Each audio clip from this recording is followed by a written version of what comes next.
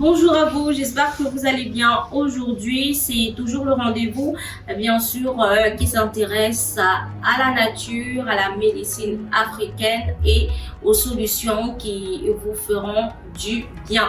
Et donc, aujourd'hui, on va s'intéresser à l'herpès génital, causes, conséquences et moyens de prévention. Disons déjà que l'herpès génital est un virus très dangereux qui se transmet sexuellement d'un partenaire à un autre. Donc, plus encore, une infection sexuellement transmissible courante qui se caractérise par des douleurs et des lésions génitales, des gros boutons sur l'appareil génital et le corps. Donc, concernant cette pathologie, nous allons donc nous intéresser déjà aux causes, par la suite aux conséquences et enfin aux moyens de prévention, car bien des gens l'ignorent, mais l'herpès est un ennemi redoutable.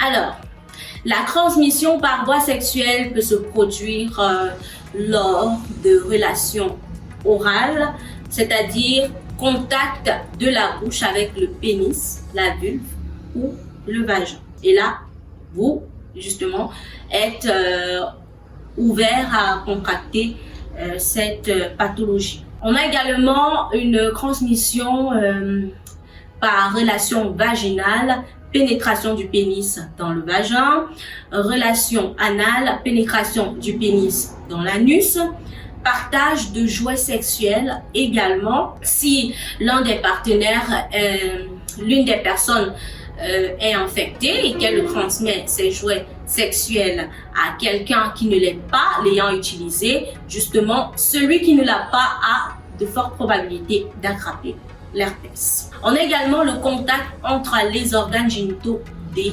partenaires. Donc ce contact-là aussi, c'est une voie de transmission sexuelle, voilà, de l'herpès génital. Cependant, la transmission par voie sexuelle peut avoir lieu même sans pénétration, orgasme ou éjaculation, car une mère infectée peut également transmettre l'herpès à son bébé pendant sa grossesse ou au moment de l'accouchement. Donc, il peut également se transmettre à partir des zones infectées qui ne sont pas couvertes comme les cuisses ou les fesses. Donc, attention également parce que si vous montez dans un taxi ou vous êtes dans un milieu où il y a quelqu'un qui a l'herpès génital et qui n'a pas couvert ses parties intimes et vous également vous n'avez pas couvert, je vais dire quoi, pas ces parties intimes, je vais dire c'est certaines parties du corps comme les cuisses, eh bien c'est assez facile que vous l'attrapez également cet herpès. Alors je dirais que notons que il n'y a aucun vaccin qui puisse vous protéger contre l'herpès génital. Aucun vaccin ne protège contre l'herpès génital. Et il n'existe pas de traitement qui soigne de manière définitive pour le moment. C'est déjà ça. Donc, attention à vous, prenez soin de vous. Donc, il y a des complications parmi lesquelles le risque d'attraper et de transmettre le VIH, SIDA. Il y a la transmission de la mère à l'enfant qui aura des complications sur le nouveau-né parce que le nouveau-né infecté aura comme des lésions, voilà, à la peau, des lésions à la bouche et aux yeux, ainsi que des dommages au niveau du cerveau. Donc, vous voyez à quel point cela peut s'étendre. Comme autre complication, c'est l'impuissance chez l'homme et la frigidité chez la femme. Donc, prenons un peu plus au sérieux cette pathologie-là, si on la négligeait jusqu'ici, parce que oui, je l'ai dit tantôt, c'est un ennemi redoutable. On va parler maintenant des moyens de prévention, parce qu'il y en a pour que vous n'attrapiez pas l'herpès génital. Que faire? Que faire pour ne pas attraper l'herpès génital? J'espère que vous êtes bien avec moi là. Déjà de 1, l'utilisation d'un condom pour diminuer les risques d'attraper ou de transmettre l'herpès. Ceci lors de tout contact entre les organes génitaux pendant toute la durée de la relation sexuelle. Le condom ne doit pas quitter. Le condom ne doit pas disparaître. Le condom doit rester permanemment utilisé pendant toute la durée de la relation sexuelle. Très important. On a également, comme autre moyen de prévention, éviter de partager les jouets sexuels. Ne les partagez plus si vous le faisiez.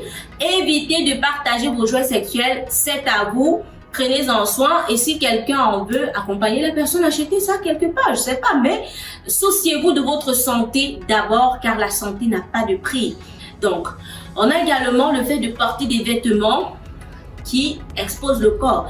Alors, il serait judicieux de porter des vêtements qui couvrent votre corps. Ce serait bon. Après, on va dire que en phytothérapie maintenant, il existe des plantes médicinales qui permettent de prévenir cette pathologie. Donc, on a l'ail que je vous conseillerais. L'ail, qu'il faut manger une gousse d'ail de temps en temps. Donc, de temps en temps, un peu comme les hommes aiment manger, vous voyez, le Vita-Cola ou la cola. Dès qu'ils voient ça passer quelque part, eh bien, ils s'en approprient et ils essaient de manger. Adoptez également la même attitude avec l'ail. Mangez-en une gousse d'ail de temps en temps, c'est bon pour prévenir la pathologie. À côté de cela, on a également la menthe poivrée en image sûrement. Vous verrez à quoi ça ressemble la menthe poivrée. Vous pouvez vous renseigner dans toutes les surfaces pour avoir de la menthe poivrée. Et optez de prendre une tisane de menthe poivrée également de temps en temps. Ça aussi, c'est un bon moyen de prévenir la pathologie. Donc voilà en ce qui concernait l'herpès génital, ennemi redoutable.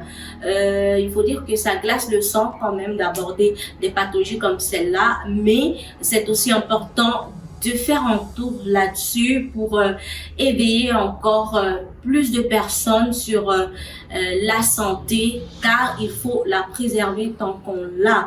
Donc j'espère j'espère retrouver autant pour moi beaucoup de messages là-dessus, des commentaires également, un maximum de partage et je vous souhaite une excellente journée.